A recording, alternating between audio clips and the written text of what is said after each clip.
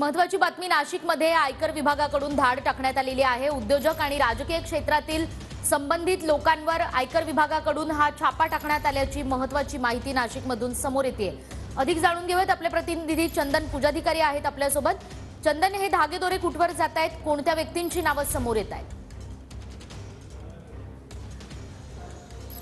निश्चितपणे निकिता, खरं तर आज सकाळी 7 वाजल्यापासून आयकर विभागाची नाशिकमध्ये छापेमारी सुरू आहे आणि नागपूर आयकर विभागाचे 42 अधिकारी आणि जवळपास 34 कर्मचारी जे आहेत ते या छापेमारीत सहभागी असल्याची प्राथमिक माहिती मिळते आहे। शहरात एकाच वेळेला जवळपास 14 ठिकाणी अशा पद्धतीने आयकर विभागाने हे सर्च ऑपरेशन जे आहे ते या ठिकाणी सुरू केलेलं आहे।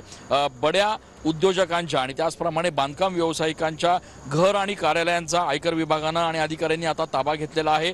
1.5 महिन्यांपूर्वीच आपल्याला माहिती आहे की यातील काही जे बांधकाम व्यावसायिक आहेत त्यांच्यावर जीएसटी विभागाने देखील अशाच पद्धतीने कारवाई जी आहे ती या ठिकाणी केली होती। अनेक राजकीय नेते आणि विद्यमान आमदार आणि खासदार यांचेही या बड्या रिअल इस्टेट अधिकारी आणि यांच्याशी संबंध असल्याचं देखील समोर आलेलं होतं आणि त्या पार्श्वभूमीवर ही संपूर्ण कारवाई जी आहे ती मोठ्या प्रमाणात करण्यात आलेली आहे। बीटी कडलग यांचं हे घर आहे ज्या ठिकाणी आयकर विभागाचे अधिकारी जे आहेत ते या ठिकाणी तपासणी करत आहेत।